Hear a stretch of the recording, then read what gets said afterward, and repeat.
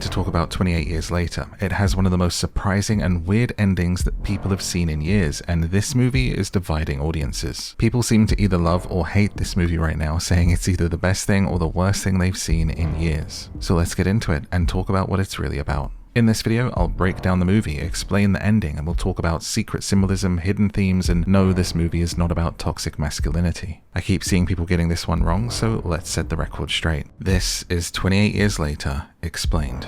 Before we begin, if you're new here, I'm MadMorph. This is my movie club, so hit subscribe to join. For more of me, including my gaming channel or free audiobooks where I read to you to help you sleep, you can find all of that at the links in the description or at madmorph.com. Alright, so what is this movie about? Here's what you need to know. 28 years ago, a group of activists broke into an animal testing facility and accidentally unleashed a rage virus. It turns normal people into infected in seconds and is transferred by the blood. Those normal people become violent maniacs. It causes a zombie-like apocalypse in Britain. The country is quarantined and shut off from the rest of the world, and the survivors are left to fend for themselves, leaving the island of Britain frozen in time while the rest of the world continued on. 28 Years Later opens with a flashback to the original outbreak. Children are being brought to a room and put in front of a TV to distract them from the apocalypse happening around them. The TV is playing the Teletubbies on tape when the infected burst in and one small boy makes it out of the room alive and runs away. Weirdly, this is going to be really important for the ending, especially the Teletubbies part. What you need to know is that the zombies in these movies are fast. Alex Garland was inspired to write the original by playing the video game Resident Evil. And the zombies are fast because when he played Resident Evil, he said the zombies stopped being scary after a while because they were slow. But what stayed scary was the dogs. They were fast, and this inspired his take on zombies and making them sprint. Side note, the dogs jumping through the window in Resident Evil 1 is an all-time jump scare for anyone of a certain age and terrified me as a child. Speaking of being terrified as a child, the small boy that escapes runs to a church and finds the priest who is his dad. But the father says the infected are actually the saved and this is the day of judgment. He gives his son his cross and awaits his fate while the boy hides as the infected break into the church just like Resident Evil dogs. Then it's 28 years later and the movie starts proper. We meet Spike, who's 12 years old, and his dad Jamie. They live in the closed-off community of Holy Island. It's a small island across a tidal causeway who have become seemingly self-sufficient. And today is a big day for Spike as he is going to the mainland with his dad, which seems to be a ritual of becoming a man in the community. We see him getting ready and he reaches for a Power Ranger toy to take with him before deciding to leave it behind.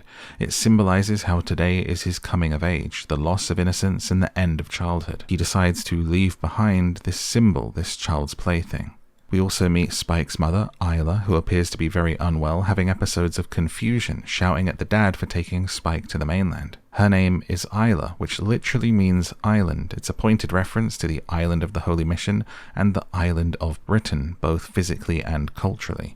This will be more important later. When they get to the gate to leave to the mainland, the watchers there say he's a bit young. Spike is only 12 and they say 14 or 15 is more keeping with the practice. But his dad just says that he's ready. This is a reference to how after 28 years of surviving the outbreak, people can start to get complacent and take risks. Danny Boyle, the director, said he was inspired by the pandemic and how at first you're so careful, you wash your hands, you don't go out, but over time you become complacent, you take risks. He said it would be unimaginable to imagine a father taking his child to the mainland if it was in 28 days later, but after 28 years, you can see how he would. So they leave the island, crossing the causeway, which is the only way to the mainland and is only usable during low tide. Otherwise, it's covered by water and you drown, so if you're late coming back, you're stuck. This is central to many themes in the film and reminds me of the tidal causeway being used to great effect in an underrated TV show called The Third Day with Jude Law. There it was used to explore the themes of grief and isolation and being stuck. And now, as Spike and Jamie begin their journey, it's intercut with the now iconic trailer poem, a reciting of Rudyard Kipling's Boots, with archive footage of men and children during wartime, the outbreak in 28 Days Later, and medieval men on a tower shooting arrows, reinforcing the mentality and culture of this tiny island.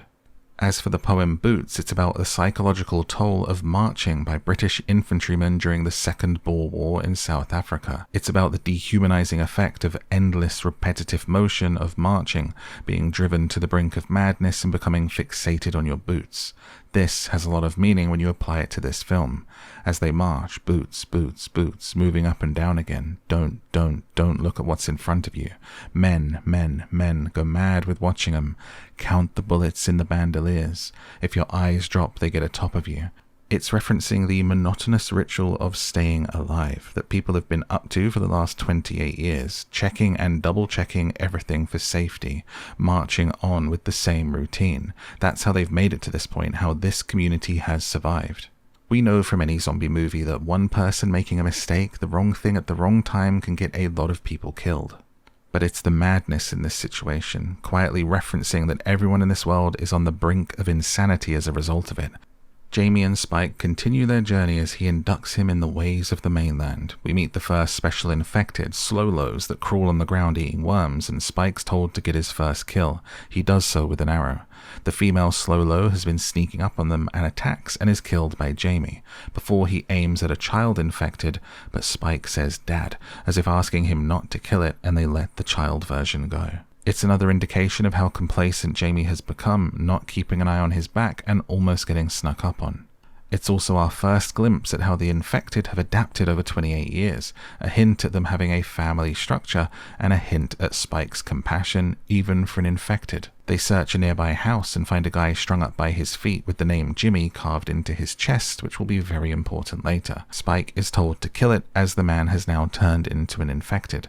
As his father says, the more you kill, the easier it gets. We're then introduced to the concept of alphas, super strong infected that lead a pack. An alpha sees Spike and Jamie and shouts, so the pack chases. The father and son back into the house and hide in the attic to wait them out. Meanwhile, we see that back on the island, people are getting ready for their homecoming party to celebrate Spike's coming of age. There's a picture of Queen Elizabeth on the wall. It's got that vibe of a British village hall meeting from the 1950s. The ladies of the community are preparing food and decorating, while the child stands in the middle of the room wearing a weird infected mask.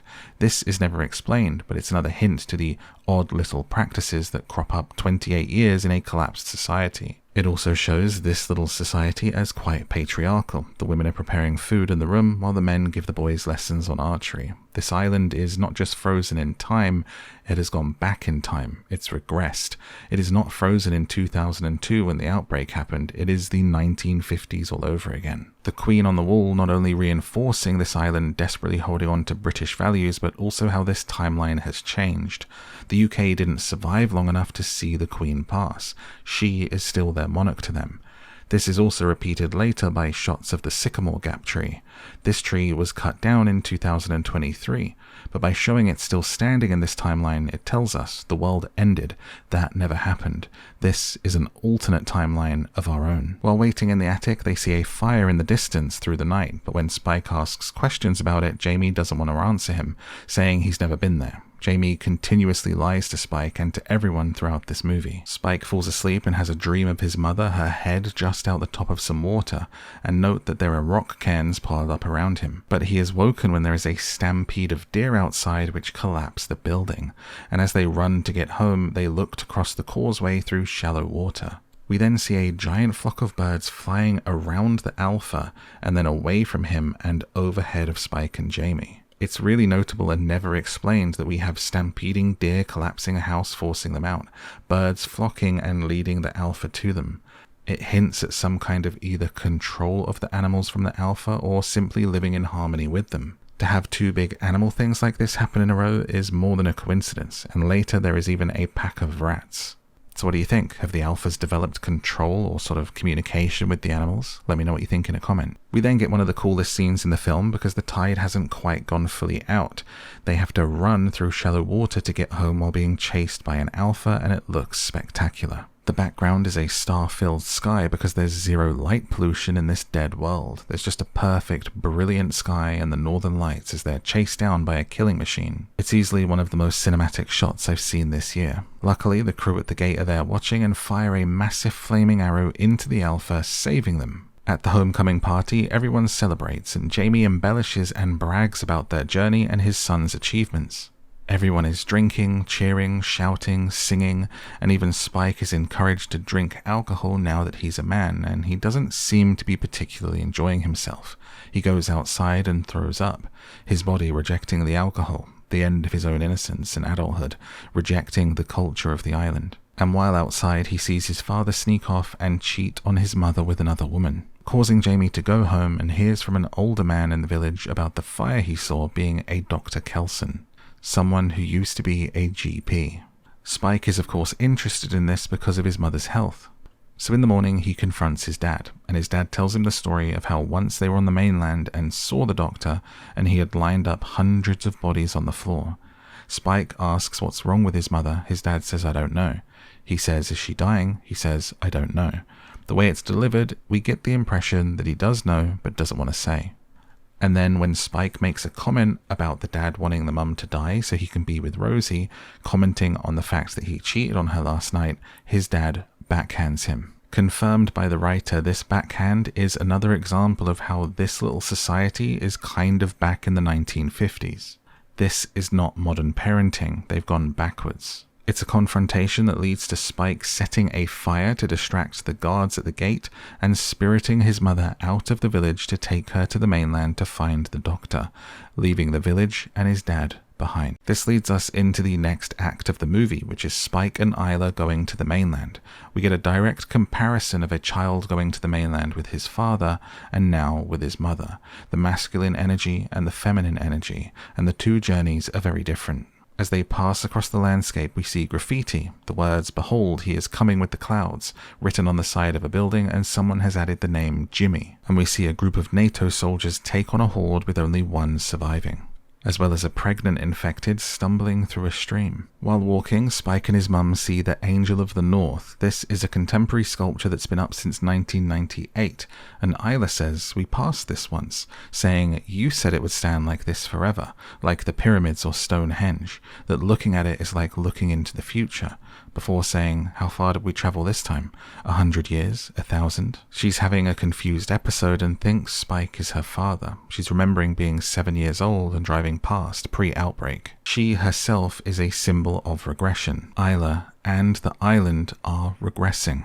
Isla has age regression as part of her confusion, and the island, as well as Britain as a whole, is regressing through time. They run from a group of infected into a Happy Eater, a chain of roadside restaurants that stopped operating in 1996 and became Little Chef. Some have speculated that this might be trying to change the timeline of when the outbreak happened.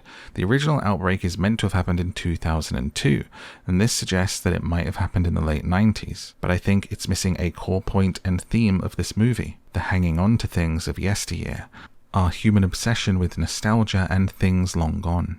This theme happens all throughout the movie and is critical to the ending. They run inside and there's a weird gas in the air and end up being saved by a soldier who shoots, which sets fire to the raised gas, clearing the infected as they escape. He says it was benzene that had built up over the years from the gas station outside. We meet Erik, or Erik, a NATO soldier from Sweden.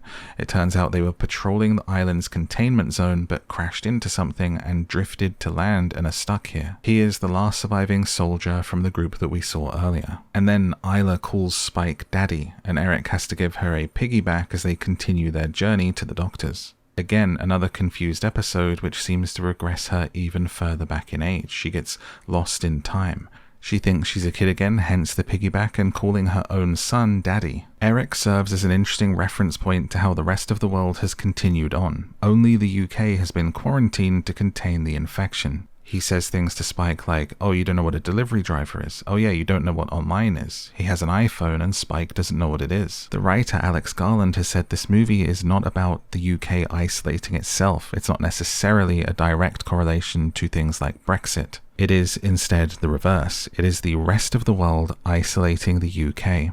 It is them leaving us behind. It is them getting on with their lives.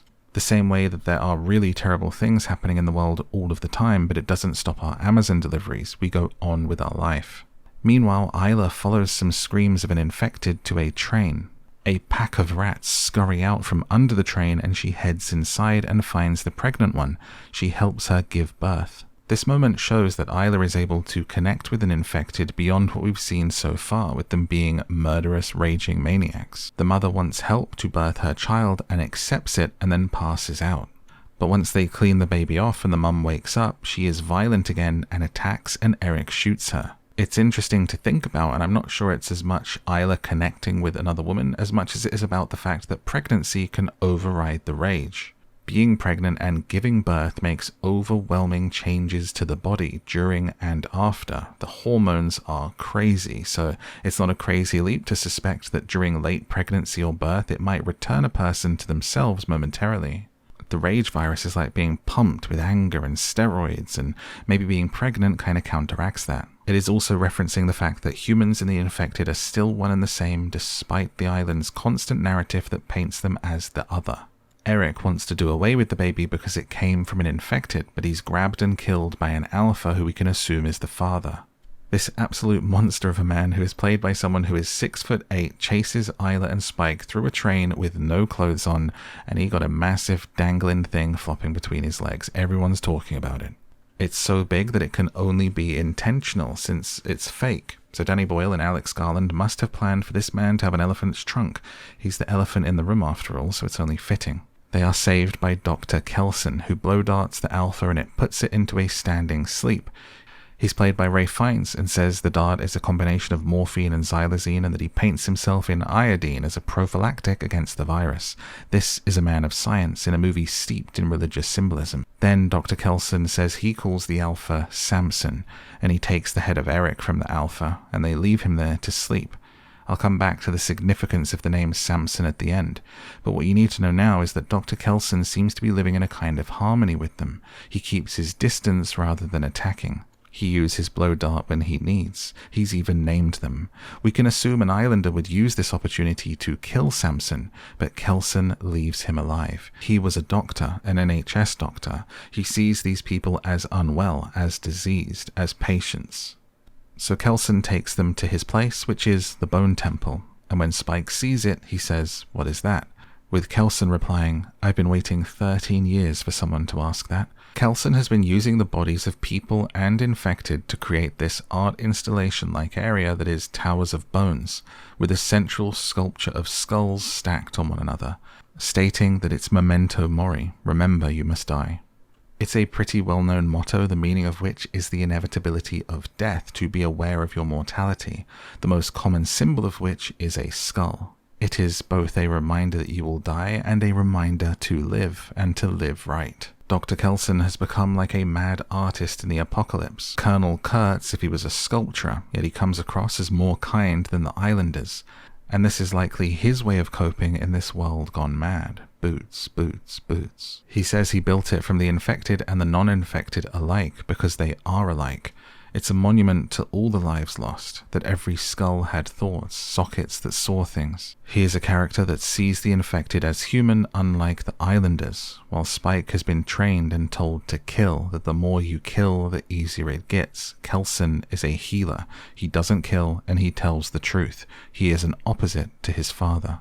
The entire Bone Temple is a stark symbol that represents the main theme of the movie. That human desire to hang on to things. It is in remembrance.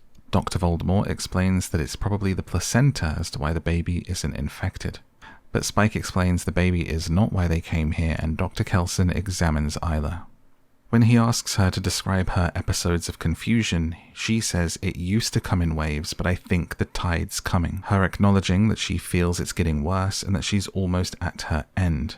It is again symbolic of Isla also being representative of the island and the island community and Britain at large. Using tides as a reference to herself when the tide is so important to that little island they live on. Dr. Kelson sadly says, though he doesn't have the diagnostics here, he suspects it is cancer and that she doesn't have long left. This confirms Isla's own suspicions and she admits, "I didn't know how to tell you." She couldn't bring herself to tell Spike. She says, "I was too scared and I needed someone else to," which throws us back to Jamie, the dad's inability to communicate, to admit to Spike that Isla was very sick and probably dying. He should have been the one to tell him. But his nature is bravado, it's lies, it's mythology. His way is a rejection of memento mori. And now, here in the Bone Temple, they're having to face the inevitability of death that they've ignored for so long at home. That keeping this secret has led them both here, to the mainland and to danger, put Spike in danger, because Isla and Jamie couldn't face the reality of dying. And this is in spite of the entire movie being about reminders, especially reminders of death. Even before they leave the island, the gatekeeper says, "We've learned lessons the hard way," and points to a graveyard. But Jamie hasn't learned these lessons. They have all had an inability to face the inevitability of death within the gates, within their family. They can only see the death that is outside. It's a deep and real theme that suddenly grounds the film in a very real, relatable, and human tragedy. Spike is in denial, while Isla has entered acceptance, and Dr. Kelson says there's nothing he can do, that there is no medicine that can help. And as Spike and Isla embrace, Dr. Kelson picks up his blow dart, and Isla nods at him once. He blow darts Spike to drug and to calm him. And as he drifts, Dr. Kelson reminds him of memento mori, saying, "There are many types of death, and some are better than others. The best are peaceful, where we leave each other in love." It's a conversation with obvious roots in assisted dying, as we have someone terminally ill choosing to go. She walks into the bone temple and is darted by Dr. Kelson. It's incredibly apt timing, as just this week MPs in England and Wales passed a bill to back legalising assisted dying, an ongoing debate. And as the morning comes, the sun is rising and Spike is presented with his mother's skull and told to find a place for her, the best one of all.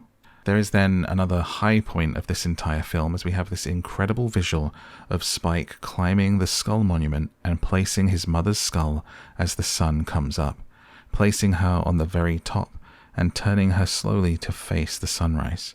He says, "I love you, Mum." The visuals and the soundtrack during this scene are incredible, and lots of people have been saying that they absolutely sobbed at this part of the film, especially if you've experienced loss, which memento mori we all will and do at some point. Honestly, this scene is such a reminder of why and how horror, good horror, is so interesting, because it isn't just about gore and jump scares, but the best horror is fascinating and a shocking way to look at the human condition and represent real and poignant and relatable issues.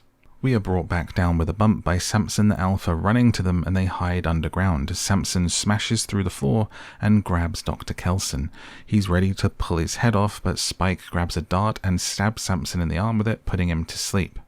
The suspicion is, of course, that Samson is the father of the baby, and that's why he continues to chase them down, with Dr. Kelson saying, "Maybe it's time for you and the baby to go home." He clearly suspects this also and sends them to safety. Parenthood is another core theme of this movie and the entire 28 series of movies. In this movie in particular, we have the contrast of when Spike, a child, comes here with his father. He's encouraged to kill, to take, to desensitize himself to killing and to the things that he's doing to survive.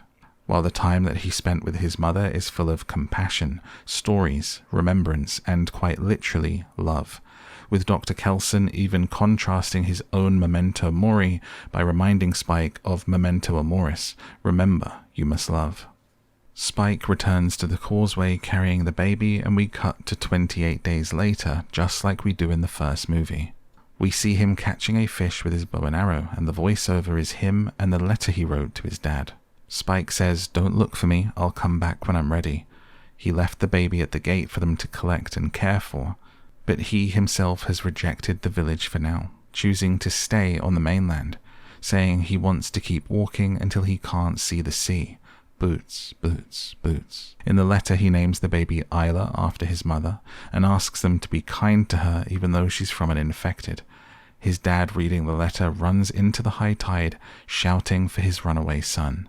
And then we get the ending. When Spike is cooking the fish, he's charged by an infected. He hits it with his bow and arrow as more start coming. He runs away and finds himself at a dead end with the infected closing in, only to be greeted by Jimmy, who compliments his shot and asks for permission for him and his friends to step in. Jimmy is played by Jack O'Connell, and he's dressed like Jimmy Saville and is wearing a tiara. The rest of his gang emerge on the rocks beside him. They're all wearing the same kind of outfit, a tracksuit, but in varying colors. They acrobatically flip from the rocks and deal with the oncoming infected with kung fu moves and weapons in a gory, bombastic fashion. And the whole time, a punk rock hardcore cover of the Teletubbies theme is playing, before Jimmy jumps down, shakes Spike's hand, and says, "I'm Jimmy, let's be pals." And the movie ends. So what was that ending all about? Did you pick up on it from the running themes and everything we've talked about so far? Who are the Jimmies, and what does it mean for the sequel? Jimmy is the child from the beginning of the movie.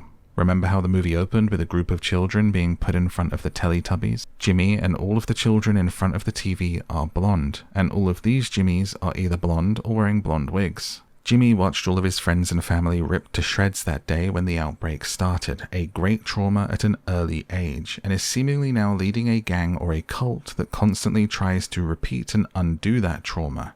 That day, him and his little blonde friends could do nothing, but now he leads a gang of blonde killers. They not only survive the infected, but they relish in taking them out.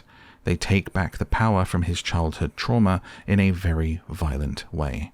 Jimmy has created his own cult of Jimmy Saville lookalikes to recreate his childhood group of friends. They're dressed in different colors like the Teletubbies that were on the TV on that fateful day when the great trauma happened.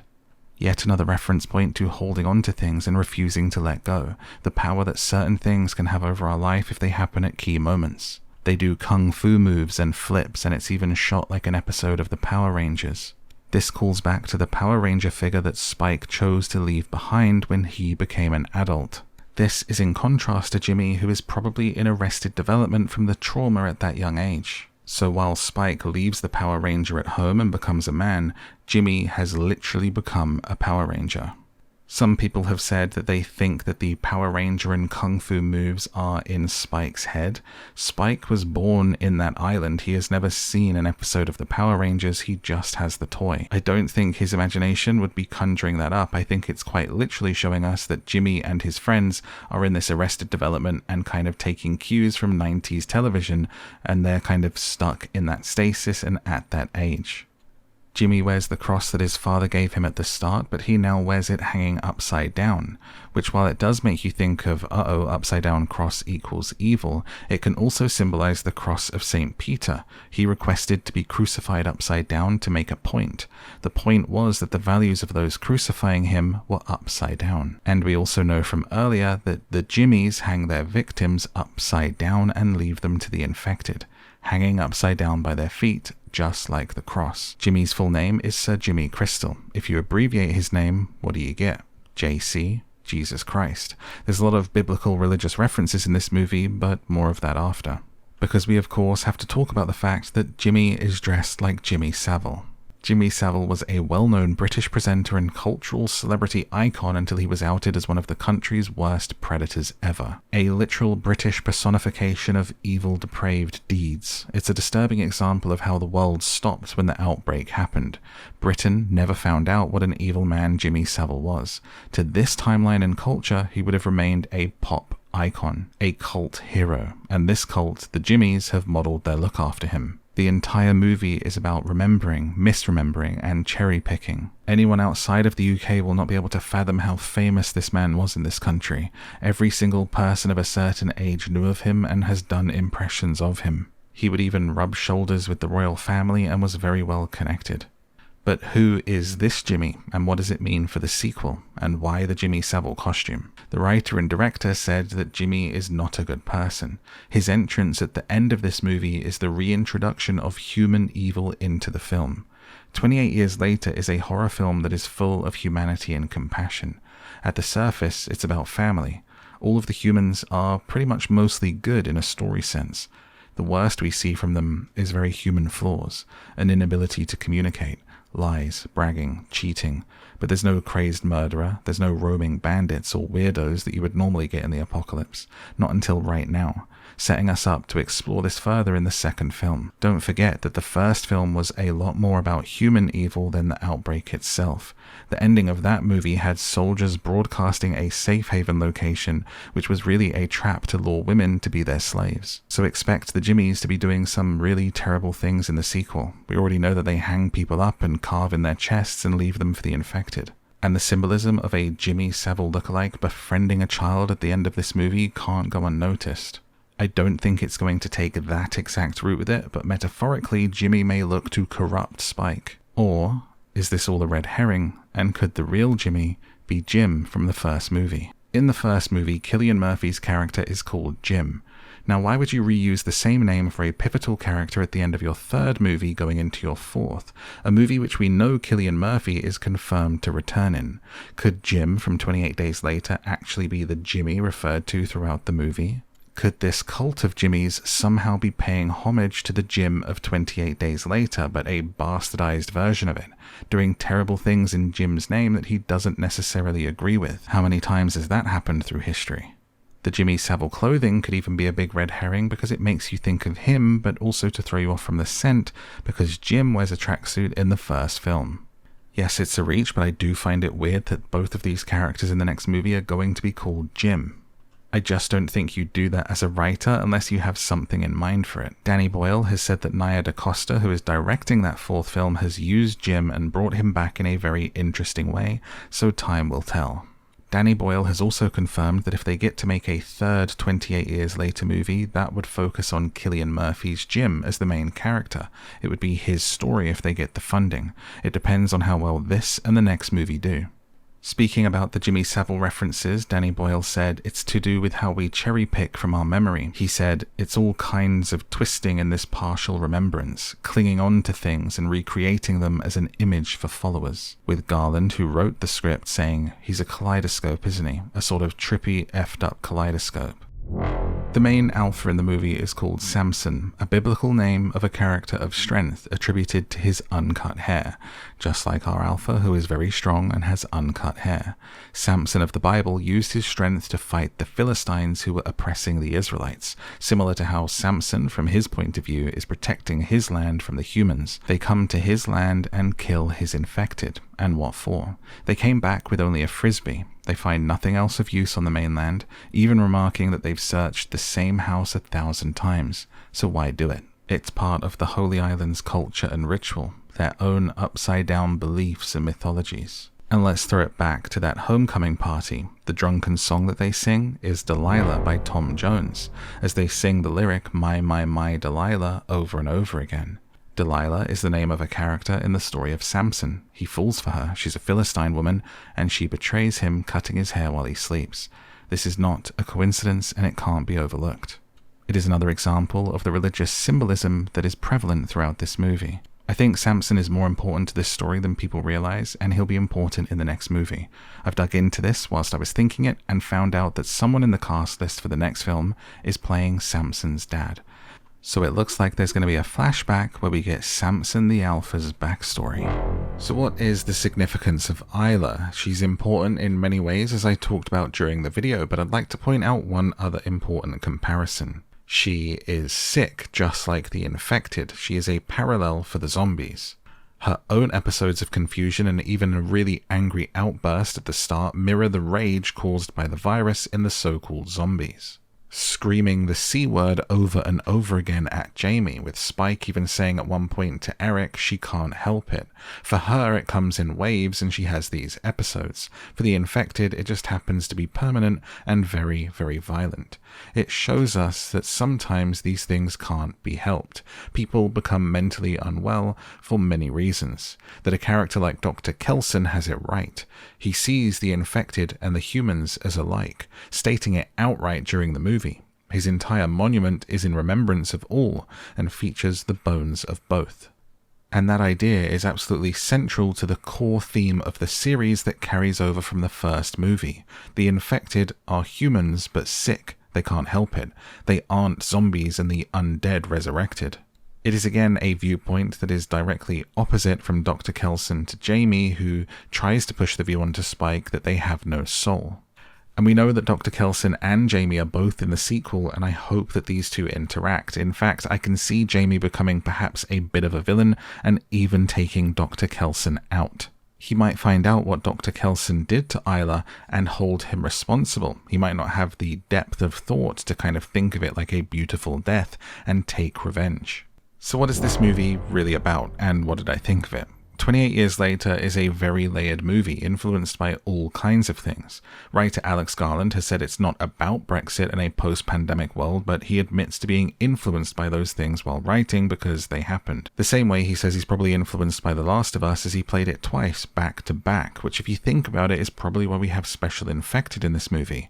But explicitly, this is a movie about how we remember and family. The Island is a bizarre memory of Britain because Britain's timeline stopped in 2002. It went into stasis, and for some it rolled backwards, not literally, just culturally, as they mythologized their way of life and what they chose to hold on to over those 28 years. There are many families in this movie. There's Spike, Jamie, and Isla. There's the alpha Samson and his Delilah and the miracle baby. And even Jimmy, his family torn to shreds at the beginning, bookends this movie with his found and created family at the end, his cult of Jimmys that quite literally replace his blonde friends. It's also a movie about childhood and when it ends. The movie, again, bookended by Jimmy not leaving childhood and remaining in that traumatized childhood state, filling his adult world with dressing up and being in different colors in a gang of Jimmy Savile lookalikes. That's what informed his early years, and he has survived for 28 years since. In direct opposite to Spike, who actually got to have a childhood on Holy Island in some ways before choosing to leave it behind. Spike quite literally leaves a Power Ranger behind as a symbol of ending his childhood. Meanwhile, Jimmy is pretending to be one. The writer and the director have said this movie's about family and the sequel is going to be about evil. So why is the ending so crazy? On top of the explanations already given, if the tonal shift is giving you whiplash, try not to think of it like the ending, but more of a coda. It's more of a thing after the ending that sets up the sequel. It's going to be focusing on different things, so it having this crazy new tone really sets the scene for how the Jimmys have gate-crashed Spike's story from here on out. This movie was full of compassion and the human condition and like Spike's story and his coming of age, only for it to be completely upended and turned upside down by the Jimmys. So what did I think? Personally, I loved this movie. I think everyone who didn't like it probably had to go in expecting it to be 28 Weeks Later or just some crazy action zombie movie.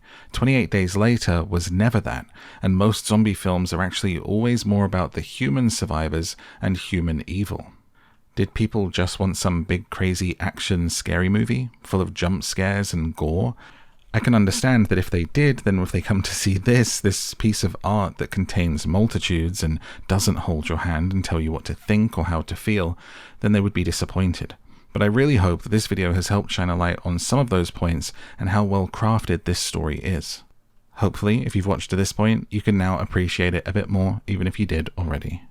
I definitely think the more that I've thought about this movie and then written this and put this together, I have got a new appreciation for it. So let me know what you think in a comment. I'm sure it'll all become clear when the next movie comes out in January, so make sure you come back when that is out, because this was 28 Years Later Explained. Thank you for joining me. Let me know if there's anything that I missed in a comment below. Ask questions, and I'm sure people can help you out in the movie club in the comments. And check out one of those videos on the screen to go on another adventure with me right now and get another movie explained. Until next time, thank you for being here. Please check out my links in the description. Check out my gaming channel if you like video games, or my podcast, Down to Sleep, where I read books to you to help you get a good night's rest. It's totally free. It's got 2 YouTube channels. It's on Spotify and everywhere you get podcasts. Until next time, good night.